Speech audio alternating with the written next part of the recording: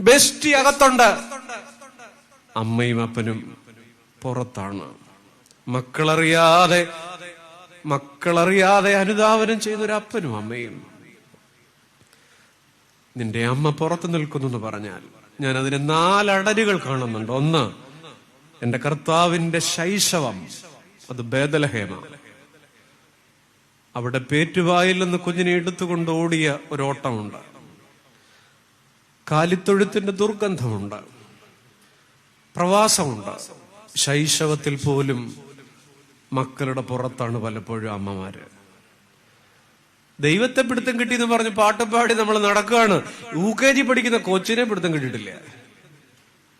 ശൈശവത്തിന്റെ Bethlehem പലപ്പോഴും അമ്മമാർക്ക് പുറത്തു വെക്കാനേ പറ്റൂ. കർത്താവിന്റെ കൗമാരം, അത് നസറേത്താണ് വളർന്നത്. കൗമാരത്തിന്റെ പ്രത്യേകത, നമ്മുടെ പിള്ളേരുടെ കൗമാരത്തിന്റെ പ്രത്യേകത എന്താ? പൊടിമീശ മുളയ്ക്കണ പ്രായം അല്ലേ? അവരിങ്ങനെ മെച്ചുവറായി എന്ന് അവർക്ക് തോന്നുന്ന പ്രായം. അപ്പൊ അവര് പറയുന്നത് നമുക്ക് മനസ്സിലാവില്ല, നമ്മൾ പറയുന്നത് അവർക്കൊട്ടും മനസ്സിലാവില്ല. 12 വയസ്സിലെ മിസ്സിംഗ് കർത്താവ് കൗമാരത്തിന്റെ നസറേത്താണ്. അവിടെ പള്ളി വരാന്തയിലിരുന്ന മകൻ പറഞ്ഞത് അമ്മയ്ക്കൊട്ടും മനസ്സിലായിട്ടുമില്ല. Communication gap. ഈ നസറേത്ത് ഇവിടെ കൗമാരത്തിലുള്ള മക്കളുടെ അപ്പനും അമ്മയും അനുഭവിക്കുന്നില്ലേ? ഒരു 10-11 വയസ്സ് കഴിഞ്ഞ പിള്ളേർക്ക് നമ്മൾ പറയണത് മനസ്സിലാവുന്നില്ല, അവരെ നമുക്ക് മനസ്സിലാവുന്നില്ല. ഈ കമ്മ്യൂണിക്കേഷൻ ഗ്യാപ്പ് കൗമാരത്തിന്റെ നസറേത്താണ്. അമ്മ പുറത്താണ്. ശൈശവത്തിന്റെ ബേദലഹേം, അമ്മ പുറത്താണ്. ഇനി കർത്താവിന്റെ യൗവനം ഗലീലയാണ്. പതിവായിട്ട് കിട്ടുന്നില്ല, മകൻ വീട്ടിൽ വരുന്നില്ല. മകനേറ്റ പരിഹാസങ്ങളും നിന്ദനങ്ങളും ഉണ്ട്. ആലോചിച്ച് നോക്കിക്കേ, മകനെ കാണാൻ അമ്മ അങ്ങോട്ട് പോന്നു. നമ്മുടെ മക്കളുടെ യൗവനം അങ്ങനെയല്ലേ? നമ്മുടെ റേഞ്ചിന് പുറത്തേക്ക് അവർ പോകുന്നു. ഒരു 18-20 വയസ്സ് കഴിയുമ്പോ അവരുടെ റേഞ്ച് നമ്മുടെ റേഞ്ചും 2 ആകുന്നു. ഇനി മറിയം പുറത്തു നിന്ന് എവിടെയാ? അവസാനം കാൽവറി, സഹനയാമങ്ങളുടെ മരണനേരമാണ്. അവിടെ അമ്മ പുറത്താണ്. നമ്മൾ ദുഃഖവെള്ളിയാഴ്ച എന്താ പാടുന്നത്? അകലത്തായി നിന്നാൾ ജനനീ. കേട്ടിട്ടേ ഇല്ല, പാടിക്കോളൂ. അകലത്തായി നിന്നാൾ ജനനീ, ബഹുസങ്കടവും വ്യാകുലവും പൂണ്ടവൾ. അയ്യോ, സമയം പോയില്ല, ഞാൻ എന്നാ ചെയ്യാ? പൂണ്ടവൾ പ്രാവു. എന്താ അകലത്തായി നിന്നാൾ? അപ്പൊ മറിയത്തിന്റെ പ്രത്യേകത ഏതാണ്? ശൈശവത്തിന്റെ ബേദലഹേമിലും, കൗമാരത്തിന്റെ നസറേത്തിലും, യൗവനത്തിന്റെ ഗലീലയിലും, മരണത്തിന്റെ കാൽവറിയിലും അകലത്തായി നിന്നാൾ ജനനി. പ്രാവു സമം, പൂണ്ടവൾ പ്രാവു സമം കേണു. എന്താ പ്രാവിനെ എന്തിനാ അവിടെ വെച്ചേക്കണേ? ഈ പ്രാവ് കരയുന്നതിന്റെ പേര് കുറുകൽ എന്നാണ്. What is കുറുകൽ? കുറുകൽ എന്ന് പറഞ്ഞാൽ അകത്തേക്ക് കരയണതിന്റെ പേരാണ് കുറുകൽ. ആരാണ് അകത്തേക്ക് കരയുന്നത്? പുറത്തേക്ക് കരയാൻ നിർവാഹമില്ലാത്തവരാണ്. പുറത്തേക്ക് കരഞ്ഞാൽ പരിഗണിക്കപ്പെടാതിരിക്കുന്നവരാണ്. പുറത്തേക്ക് കരഞ്ഞാൽ നാണക്കേടായവർ. ഇവിടെ ഇരിപ്പുണ്ടാവും പ്രാവ് കുറുകുന്ന ജീവിയാണ്. കുറുക എന്ന് പറഞ്ഞാൽ അകത്തേക്കുള്ള കരച്ചിലാണ്. എന്നെ കേൾക്കണവരെ, മിക്ക അപ്പനും അമ്മയ്ക്കും ഒരു പ്രാവിന്റെ നിയോഗമുണ്ട്. ചില നേരങ്ങളിലെങ്കിലും അകത്തേക്ക് കരയാൻ. പൂണ്ടവൾ പ്രാവ് സമം കേണു. ഞാൻ ഈ അമ്മമാരെ കുറിച്ച് മാത്രം പറഞ്ഞുകൊണ്ടിരിക്കുന്നില്ല. അപ്പനെ കുറിച്ച് ആലോചിക്കും. ഞാൻ ഉൾപ്പെടെ അല്ല, ഇവിടെ ഇരിക്കുന്ന ഒത്തിരി അപ്പമാരുണ്ട്, പപ്പമാരുണ്ട്. അപ്പൊ നിങ്ങൾ ഇതിൽ അന്യരല്ല. ഞാൻ പറയും, മക്കളെ വളർത്തുന്ന അപ്പന്മാർക്ക് ഏറ്റവും തെളിച്ചമുള്ളൊരു ഇമേജറി എന്ന് പറയുന്നത്, നിങ്ങൾ ആര് വിചാരിക്കുന്ന ഒരു മനുഷ്യനല്ല. വേദപുസ്തകത്തിൽ ഞാൻ കാണുന്നത് കാനാവിലെ വീട്ടുകാരനെയാണ്. സ്വന്തം മകന്റെയോ മകളുടെയോ കല്യാണത്തിന് ആ മനുഷ്യനുണ്ടല്ലോ, യോഹന്നാന്റെ സുവിശേഷത്തിലെ കാനാവിലെ വീട്ടുകാരൻ. എല്ലാവരോടും പുറത്തോട്ട് ചിരിച്ചുകൊണ്ട് ഇടപെടണം. മാവിയുടെ മക്കൾ വന്നിട്ടുണ്ട്, കല്യാണം അല്ലേ, വന്നിട്ടുണ്ട്. കല്ലടയിൽ നിന്ന് ഉപ്പാപ്പന്റെ കുടുംബത്തിൽപ്പെട്ടവർ വന്നിട്ടുണ്ട്. കുണ്ടറക്കാർ വന്നു, അവരെ ഹായ് പറഞ്ഞു. എന്നാ ഉണ്ട് വിശേഷം? ചേട്ടത്തിയെ കണ്ടില്ലല്ലോ. ഇരുന്നാട്ടെ, കുടിച്ചാട്ടെ, കഴിച്ചാട്ടെ. എല്ലാവരോടും വാതക്കൽ നിന്നിട്ട് ചിരിച്ചുകൊണ്ട് ഇടപെടണം. കല്യാണ വീടല്ലേ, എല്ലാവരെയും വെൽക്കം ചെയ്യുന്ന ഈ മനുഷ്യനാണ്, അപ്പനാണ്. പക്ഷെ അപ്പോഴാണ് ആരോ പറഞ്ഞത്, വീഞ്ഞില്ല കേട്ടോ. അക ഉരുക. ഒരേ സമയം പുറത്തേക്ക് ചിരിക്കുകയും അകത്തേക്ക് കരയുകയും ചെയ്യുന്ന മനുഷ്യനാണ് കാനാവിലെ വീട്ടുകാരൻ. ഈ കസേരയിലിരിക്കുന്ന ഏതെങ്കിലുമൊക്കെ അപ്പന്മാര് അങ്ങനല്ലേ? നിങ്ങൾക്ക് അകത്തളങ്ങളിലിരുന്ന് കരഞ്ഞു തീർക്കാം, ആൾക്കൂട്ടത്തിൽ ഇവർ എന്തു ചെയ്യും? വീടിന്റെ ഉൾമുറിയിൽ നിങ്ങൾക്ക് കരഞ്ഞു തീർക്കാം, ആൾക്കൂട്ടത്തിൽ ഇവർ എന്തു ചെയ്യും? അതാണ് ഞാൻ ഇവിടെ നിന്ന് നോക്കുമ്പോ പല അപ്പന്മാരിലും കാനാവിലെ വീട്ടുകാരനെ കാണുന്നുണ്ട്. ഞാനൊന്ന് കണ്ടോട്ടെ. ഒരേ സമയം പുറത്തേക്ക് ചിരിക്കുകയും അല്ലേ? ഇതെന്ത് പുറത്ത് കരയാൻ പറ്റൂ? നാണക്കേട്, കാലക്കേട്, കുറ്റപ്പെടുത്തല്, ഒറ്റപ്പെടല്. കല്യാണ വീടല്ലേ, അകന്ന ബന്ധുക്കളുണ്ട്, അടുത്ത സ്നേഹിതരുണ്ട്, ആഘോഷ കമ്മിറ്റിക്കാരുണ്ട്. ആൾക്കൂട്ടത്തിൽ ആരും അറിയാതെ ഒരു മനുഷ്യൻ ഇങ്ങനെ ചിരിച്ചു നിൽക്കുക. പക്ഷെ ഒരാൾക്ക് മനസ്സിലായി. ആർക്കാ? മറിയം. അമ്മ വന്നിട്ട് ഈ മറിയത്തിന് എന്നാ മനസ്സിലായെന്നുള്ളതാണ്. ഉള്ളു വെന്തുപോയ ഒരാൾക്ക് മാത്രമേ ഉള്ളു വെന്തവരെ കണ്ടാൽ മനസ്സിലാവുള്ളൂ. ആ കല്യാണ വീട്ടില് ധാരാളം ആളുകളുണ്ട്, പക്ഷെ ഉള്ളു വെന്തുപോയ ഒരാൾക്ക് മാത്രമേ ഉള്ളു വെന്തവരെ കണ്ടാൽ മനസ്സിലാവുള്ളൂ. ഉള്ളു വെന്ത ഒരു അമ്മ ഇവിടെ നിപ്പുണ്ട്, ഉള്ളു വെന്ത ഒരു അമ്മ ഇവിടെ നിപ്പുണ്ട്. അതുകൊണ്ട് ഇന്ന് മാതാവിന്റെ പള്ളിക്കാരാണ് ഈ തേവലക്കരക്കാരല്ലേ നമ്മള്. അപ്പൊ ഈ ഉള്ളു വെന്ത മനുഷ്യർക്കൊക്കെ മാറാബായുടെ പെരുന്നാളാണെങ്കിലും അമ്മയോട് പറയാം എന്തെന്നറിയാം.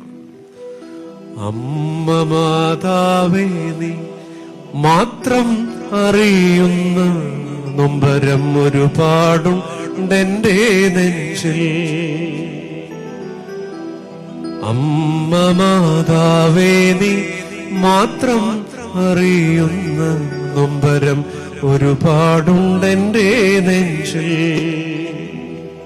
പുറമേ ചിരിച്ചെന്നാൽ അകമേ കരഞ്ഞും കൊണ്ടമ്മേ നിൻ മടിയിൽ ഞാൻ തല ചായ്ച്ചോട്ടെ. മറിയം അങ്ങനെ ഒരാളാ.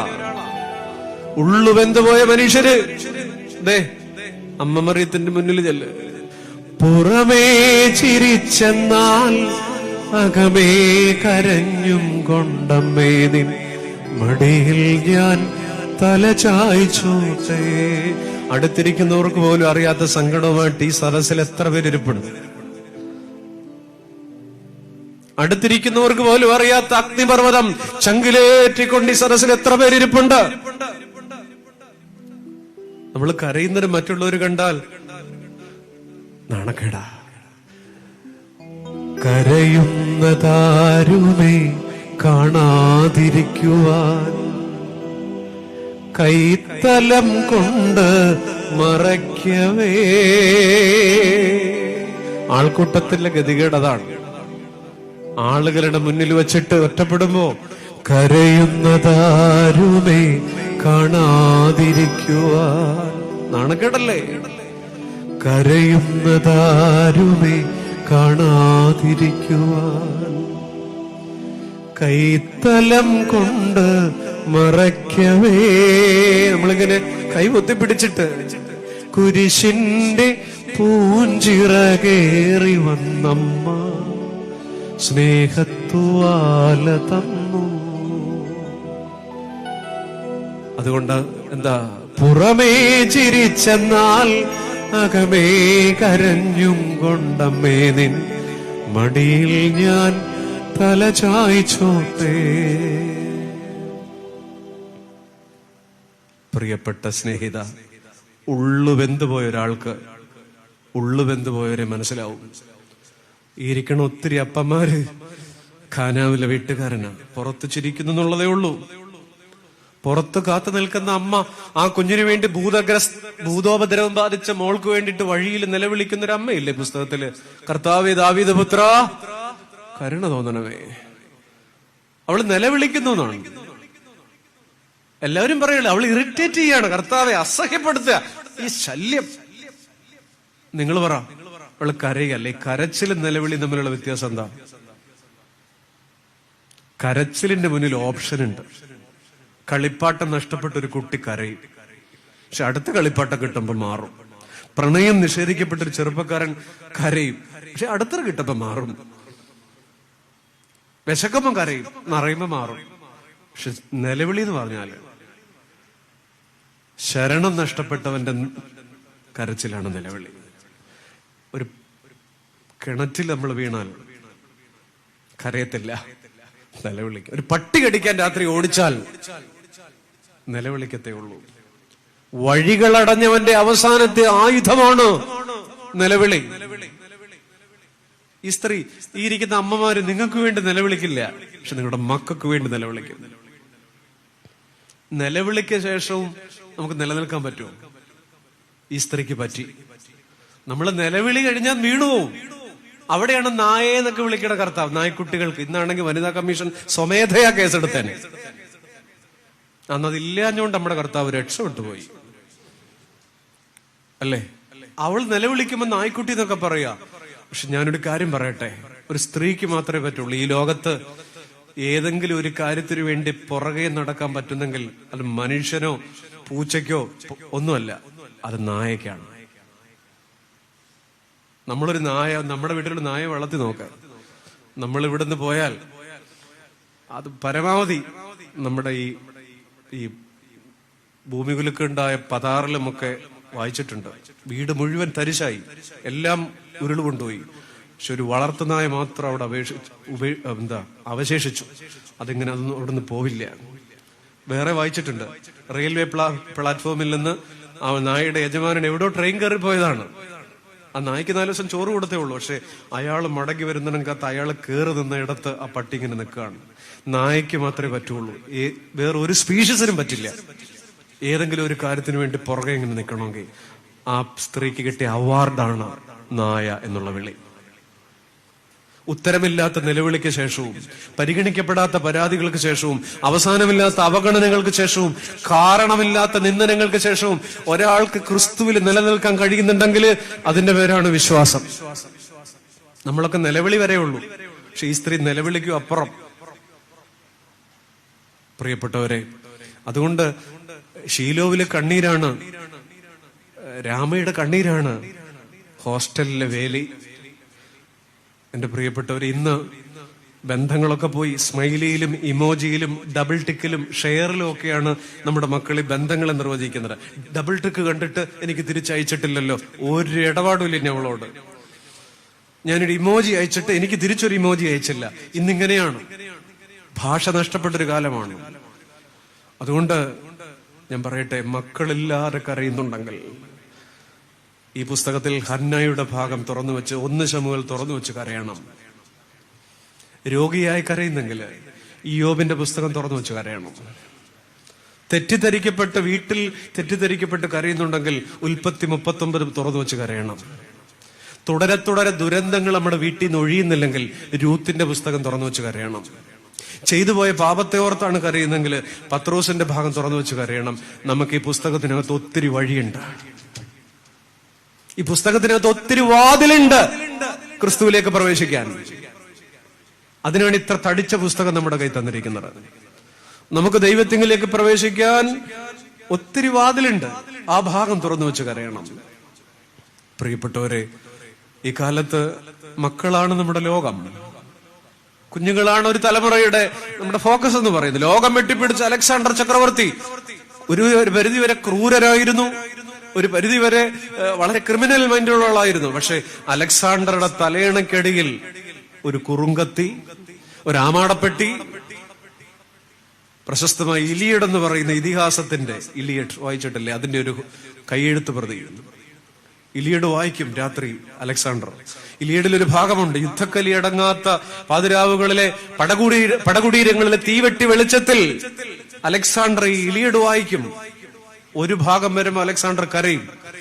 അത് ഇലിയഡിലെ നായകൻ ഹെക്ടർ പടച്ചട്ടയും ആയുധങ്ങളുമായി യുദ്ധത്തിന് പോകുമ്പോ ശിരോകവച ഊരി തന്റെ പിഞ്ചു കുഞ്ഞിന് ഉമ്മ കൊടുക്കുന്ന ഒരു രംഗമുണ്ട്. ഇലിയഡിൽ ഹെക്ടർ ഉമ്മ കൊടുക്കുന്ന ഒരു രംഗമുണ്ട്. അത് വായിച്ച് പലതവണ അലക്സാണ്ടർ എരിഞ്ഞിട്ടുണ്ട്, പുത്രവാത്സല്യത്തിൽ തളരുന്ന ഹെക്ടറെ കണ്ടിട്ട്. ഇപ്പൊ എത്ര കഠിനനായ മനുഷ്യരിലും അവരുടെ ഉള്ളിൽ മക്കളൊരു ആർദ്രത ഉള്ള വികാരമാണ്, തലമുറ ഒരു ആർദ്രതയുള്ള വികാരമാണ്. പക്ഷെ ഇന്ന് വളർത്തുന്നവരുടെ ലക്ഷ്യങ്ങളും വളരുന്നവരുടെ ആഗ്രഹങ്ങളും തമ്മിൽ ചേരാത്തതിന്റെ പ്രശ്നമാണ് നമ്മുടെ വീടുകളിലുള്ളത്. ആ വരി ഒന്നുകൂടെ പറയട്ടെ. വളർത്തുന്നവരുടെ ലക്ഷ്യങ്ങളും വളരുന്നവരുടെ ആഗ്രഹങ്ങളും തമ്മിൽ സമവാക്യം രൂപപ്പെടുന്നില്ല എന്നുള്ളതാണ് നമ്മുടെ വീടുകളിലെ പ്രതിസന്ധി. ഞാൻ അടുത്ത ചിന്ത പറഞ്ഞ് കൃത്യസമയത്ത് തന്നെ അവസാനിപ്പിച്ചോളാം.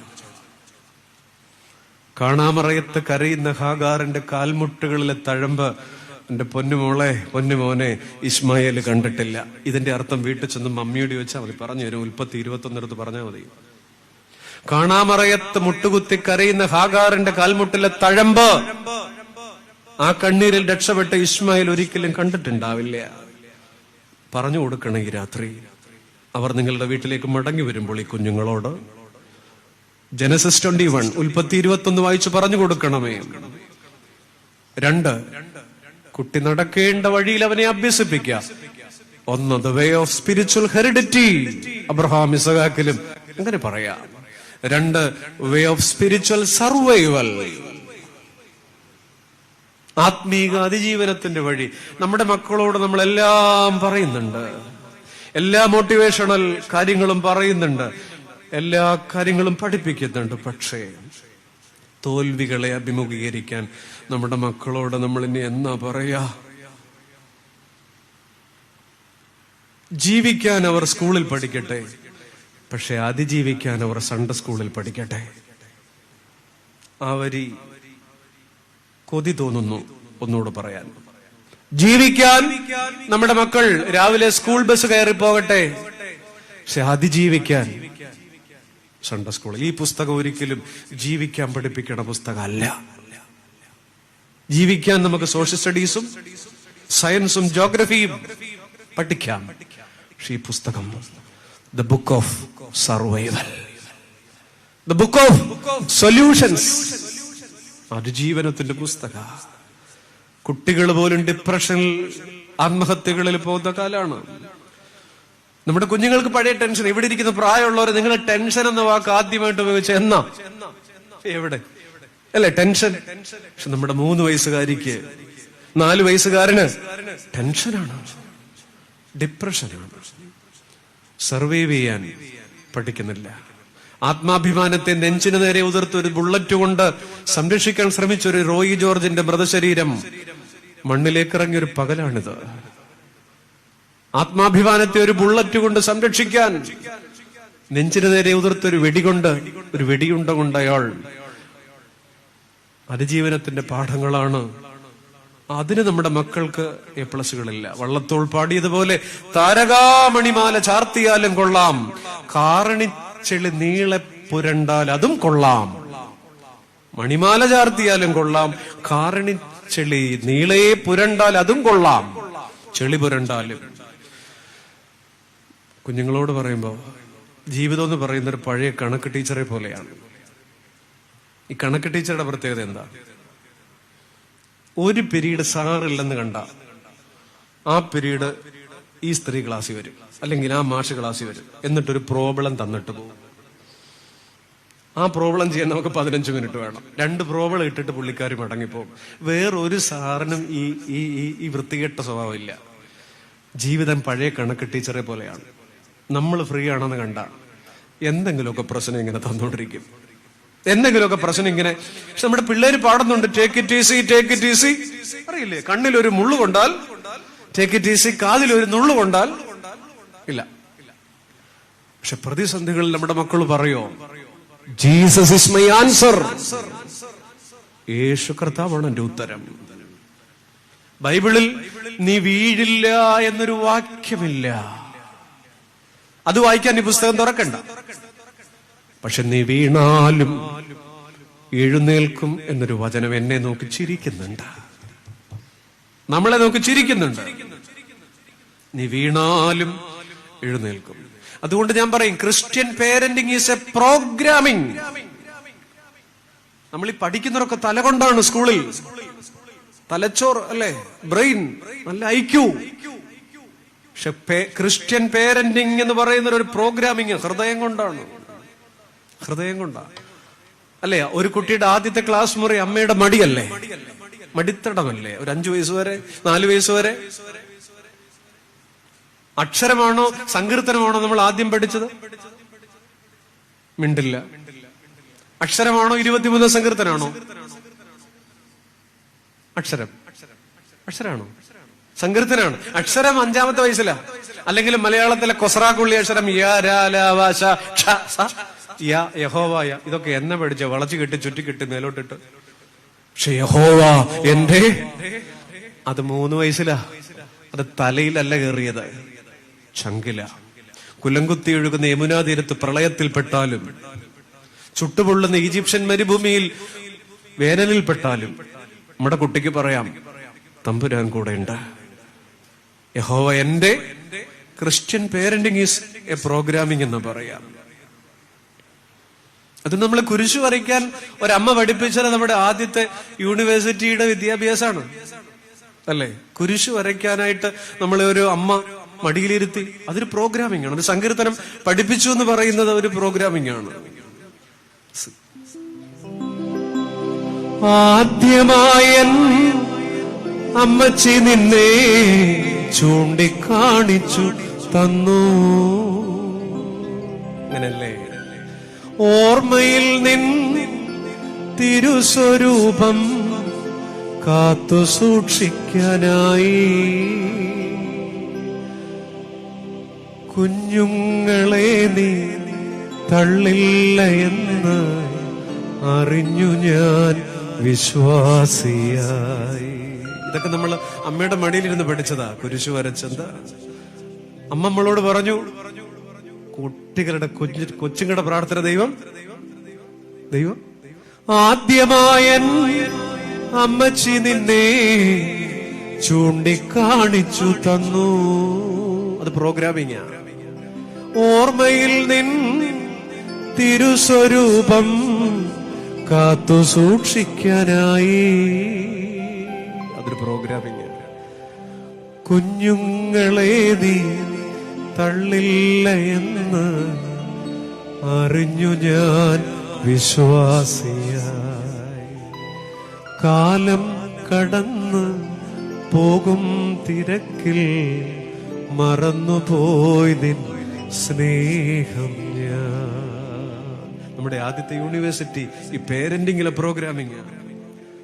അതുകൊണ്ട് നമ്മുടെ മക്കളോട് പറയുക, ദൈവം അനുവദിക്കുന്ന സഹനങ്ങളുണ്ട്, അത് അതിജീവിക്കാൻ തമ്പുരാൻ ഏൽപ്പിച്ചു കൊടുക്കണം. ദൈവം അനുവദിക്കുന്ന തകർച്ചകളുണ്ട്. നീ എനിക്കായി അനുവദിക്കും തകർച്ചയിൽ എന്നെ താങ്ങാൻ. ദൈവം അനുവദിക്കുന്ന സഹനങ്ങളുണ്ട്. നമ്മുടെ ഒരു രഹസ്യ പ്രാർത്ഥനയിലുണ്ട്, കർത്താവേ, മരണത്തിനു മുമ്പ് ഞാൻ അനുഭവിക്കാതെ നിവർത്തിയില്ലെന്നുള്ള സഹനം അനുഭവിക്കാനുള്ള ബലം തരണമേ. നമുക്ക് പ്രാർത്ഥിക്കാൻ പാടാ. അതാ നമ്മൾ പാടുന്നത്, ദൈവം അനുവദിക്കുന്ന സങ്കടങ്ങൾ. നീ എനിക്കായി അനുവദിക്കും തകർച്ചയിൽ എന്നെ താങ്ങാൻ. പാവനാത്മൻ അനുദിനവും മനക്കരുത്തനിക്കേകി. ഞാൻ തോൽക്കുകയില്ല ഈ ജീവിതത്തിൻ ഘോര വെല്ലുവിളികളിൽ. അതാണ് സ്പിരിച്വൽ സർവൈവൽ. എന്താ? ഞാൻ തോൽക്കുകയില്ല ഈ ജീവിതത്തിൻ ഘോര വെല്ലുവിളികളിൽ. നിന്നോടു ചേർന്നാൽ യുദ്ധം ജയിക്കാം എന്ന ബോധ്യം ഏകണേ. മക്കളോട് പറയാ, ദൈവം അനുവദിക്കുന്ന സഹനങ്ങളിൽ തമ്പുരാൻ കൂടെ ഉണ്ടെങ്കിൽ യേശുവേദിൻ മുൻപിലിതാ കുമ്പിടും. ഞാൻ എന്നീ ഏകുന്നു. ചോരയിൽ നീ മുങ്ങുമ്പോഴും എന്നെ ഓർത്തല്ലോ. എൻ ജീവൻ കാത്തല്ലോ. ആരാധിച്ചാരാധിച്ചിന്നു ഞാൻ ആത്മാവിൽ ധീരനായി. ആകാശം താഴെ വീണാലും നാഥ താണു പോകില്ലെൻ മനം. The way of spiritual survival. ശിംശോന്റെ മോള് ഗിദയോന്റെ മോള് ഇഫ്താഹിന്റെ മോള്, എല്ലാം ന്യായാധിപന്മാർ. ഇഫ്താഹിന്റെ മോള് മരണത്തെ അഭിമുഖീകരിച്ച ഒരു സൗന്ദര്യമുണ്ട്. മോളെ നീയാണ് ഹോമയാകാണെന്ന് പറയുമ്പോ അവസാന നൃത്തം ചവിട്ടാൻ കൂട്ടുകാരികളോടൊപ്പം മലയിലേക്ക് പോണൊരു മോളുണ്ട് അല്ലേ? Christian parenting is A programming. ഞാൻ തുടങ്ങിയത് ഇങ്ങനെയാണ്. Christian parenting is an art, but Christian parenting is a grace. യെശയ്യാവ് 38:19 പറയും, അപ്പൻ മക്കളോട് നിന്റെ വിശ്വസ്തതയെ അറിയിക്കും. ഒരു വാക്ക് പ്രാർത്ഥിക്കാം. ചോരയിൽ നീ മുങ്ങുമ്പോഴും എന്നെ ഓർത്തല്ലോ. എൻ ജീവൻ കാത്തല്ലോ. ആരാധിച്ചാരാധിച്ചിന്നു ഞാൻ ആത്മാവിൽ ധീരനായി. ആകാശം താഴെ വീണാലും നാഥ താണു പോകില്ലെൻ മനം. ദൈവമേ, മക്കളെ തരുന്നൊരു ദൈവത്തെ ഞങ്ങൾ അറിയുന്നു. എന്നാൽ മക്കളെ തിരിച്ചെടുക്കുന്നൊരു ദൈവത്തെ രുചിച്ചൊരു ദാവീദുണ്ട്. കാഴ്ച തരുന്നൊരു ദൈവത്തെ ഞങ്ങൾ അറിയുന്നു. എന്നാൽ കാഴ്ച തിരിച്ചെടുക്കുന്നൊരു ദൈവത്തെ ദമസ്കോസിന്റെ വഴിയിൽ പൗലോസ് അപ്പോസ്തലൻ രുചിച്ചു. സൗഖ്യമാക്കുന്നൊരു ദൈവത്തെ ഞങ്ങൾ അറിയുന്നു. എന്നാൽ രോഗിയാക്കുന്നൊരു ദൈവത്തെ യോബ് അറിഞ്ഞു. എന്റെ കർത്താവെ, നടത്തുന്ന ദൈവത്തെ ഞങ്ങൾക്കറിയാം. എന്നാൽ മുടന്തനാക്കുന്നൊരു ദൈവത്തെ പഴയ നിയമത്തിൽ യാക്കോബ് പറഞ്ഞു. ദൈവമേ, ഞങ്ങളുടെ കുഞ്ഞുങ്ങൾ ആത്മീക പൈതൃകങ്ങളുടെ വഴിയേ നടക്കണമേ. ഞങ്ങളുടെ തലമുറ എന്റെ കർത്താവെ ആത്മീക അതിജീവനത്തിന്റെ പാതയിൽ അവർ ചെറിയ കാറ്റ് തണഞ്ഞു പോകല്ലേ. അവർ ദൈവത്തിന്റെ വിളക്കിന്റെ ചുവട്ടിൽ ഉറങ്ങണമേ. മാതാപിതാക്കളുടെ കണ്ണുനീർ മക്കളുടെ വെളിച്ചത്തിന്റെ വേലിയാകണമേ. കൃപ നിറയ്ക്കണമേ. പരിശുദ്ധാത്മാവിൽ നിർത്തണമേ. പിതാവിന്റെയും പുത്രന്റെയും പരിശുദ്ധാത്മാവിന്റെ കൃപയാൽ തന്നെ. ആമീൻ.